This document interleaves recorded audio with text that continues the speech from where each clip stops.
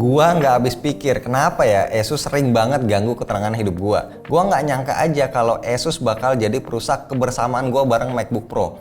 Ngapain coba Asus masukin Zephyrus G14 ke Indonesia? Kan gua jadi pengen. Sebelumnya sorry banget, gua sama sekali bukan fanboy ROG, tapi gua emang suka banget laptop compact yang powerful.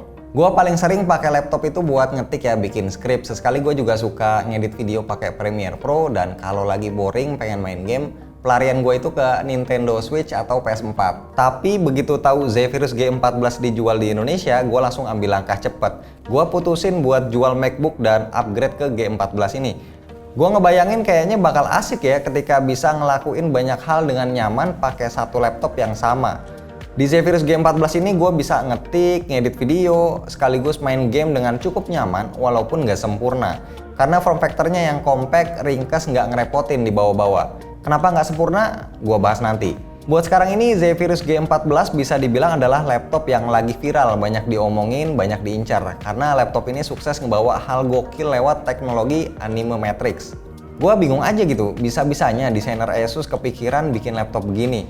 Ngasih LED Matrix warna putih di setengah bagian depan laptop menurut gua adalah game changer.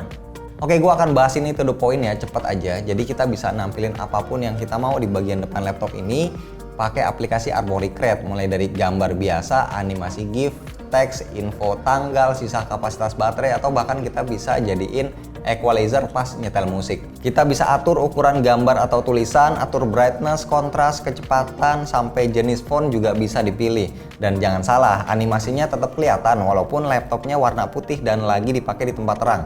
Siapapun yang baru pertama kali ngeliat laptop ini pasti bakal heran ya, campur kagum. Tapi perlu diingat juga kalau fitur Anime Matrix ini juga bakal bikin baterai lebih cepat habis. Gue emang udah jatuh cinta banget sama desain luar Zephyrus G14.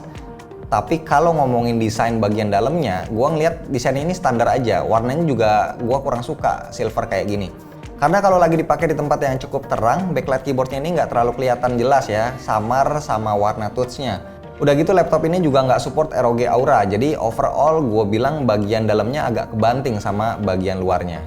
Selebihnya gue suka banget sama desain compact dari laptop ini ya. Layarnya 14 inci, beratnya cuma 1,7 kilo, terus casannya juga kecil ya dibanding kebanyakan laptop ROG lainnya. Dipaduin sama spek yang high end, terus terang ini sangat-sangat memanjakan gua.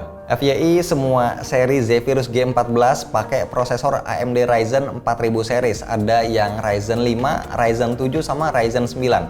Sementara GPU-nya ada opsi GTX 1650 Ti 4GB atau RTX 2060 Max-Q 6GB. Nah, untuk varian yang lagi gua review ini jelas yang paling tinggi dong, makanya gua sampai naksir banget. Kapan lagi ya kan dapat spek high end di laptop yang sekompak ini.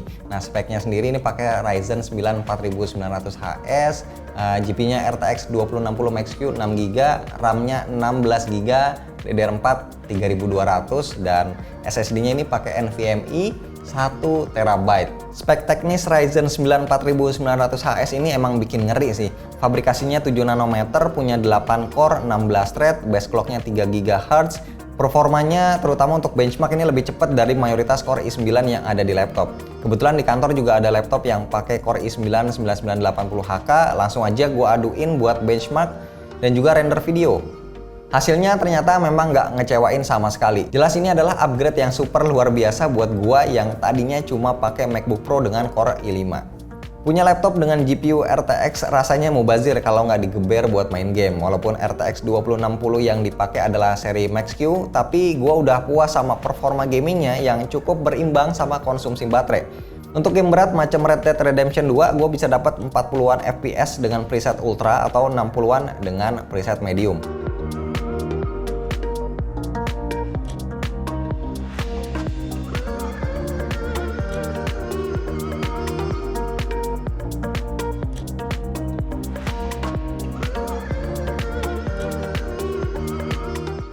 Di Battlefield 5 gue juga bisa dapat 40-an FPS pakai preset Ultra RTX On.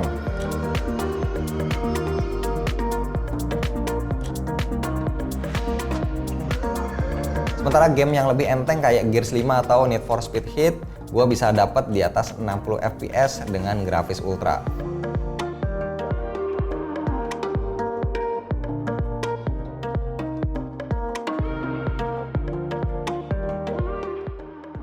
Ngomong-ngomong, untuk layar dari Zephyrus G14 ini ada dua opsi, yang Full HD dengan refresh rate 120Hz atau 4K 60Hz. Kalau gue jelas lebih pilih Full HD 120Hz biar lebih jos buat main game, nggak keberatan resolusinya. Tadi di awal kan gue bilang ya kalau laptop ini masih belum sempurna. Kenapa? Karena yang namanya laptop compact dengan spek high-end itu pasti bakal terasa panas. Tapi jangan salah tafsir dulu. Laptop ini terasa panas kalau dipakai kerja berat karena 5 heatsink dan 2 kipas yang ada di dalamnya bisa ngebuang panas dengan maksimal. Suhu full load GPU-nya itu sekitar 85 derajat Celcius dan CPU-nya 90 derajat Celcius. Terutama untuk suhu CPU-nya ini yang lebih rendah dibanding kebanyakan laptop gaming yang pernah gue coba, dimana CPU-nya itu punya full load sekitar 97 derajat Celcius. Tapi gue jadi serba salah karena pendinginannya optimal, kita yang justru kena dampaknya. Suhu sekitar palm rest aman, tapi untuk area tengah atas keyboard ini panas banget. Gue tembak pakai heat gun, suhunya hampir 60 derajat Celcius yang artinya terasa sakit pas disentuh tangan. Makanya gue lebih sering main game pakai stick Xbox, jadi nggak ngerasain panas di tangan. Tapi kalau kalian tetap mau pakai keyboard, laptop ini juga masih aman sih, karena untuk touch WSAD-nya ini nggak sepanas area tengah keyboard. Gue juga senang sama speaker laptop ini yang menurut gue better dari beberapa ROG lain yang lebih gede dan lebih mahal yang pernah gue pakai. Rahasianya ada di Dolby Atmos yang bisa ngeboost keluaran suara dari dua speaker 2,5 watt di laptop ini.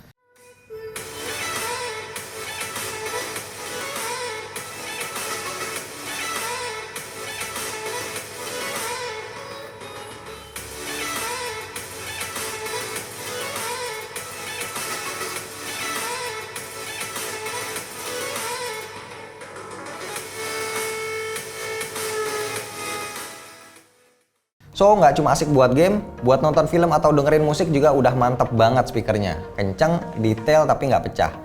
Karena ini kan laptop gaming yang compact ya, jadi gua nggak expect bakal dapet slot buat upgrade RAM. Dan ternyata di laptop ini emang cuma ada satu slot RAM. Itu pun udah keisi sekeping RAM 8GB, sementara ada 8GB lagi yang udah nempel di boardnya. Dan untuk port-portnya ini termasuk lengkap. 2 port USB ada di kanan bareng 1 port USB-C. Di sebelah kiri ada HDMI, jack audio, port charger, sama satu lagi USB-C. Oh iya, kita juga bisa ngecas laptop ini pakai kabel USB-C, tapi daya maksimalnya ini cuma 65 watt. Jelas lebih lama dibanding casan aslinya yang punya daya 180 watt. FYI, daya 180 watt ini nggak segede casan ROG biasanya yang nyampe 230 watt. Tapi buat gue ini adalah nilai plus karena lebih hemat daya dan pastinya nggak makan tempat di dalam tas waktu dibawa-bawa. Next, kayaknya gue fix bakal pakai laptop ini buat ngegantiin MacBook Pro yang udah gue jual kemarin, dan semoga laptop ini awet terus.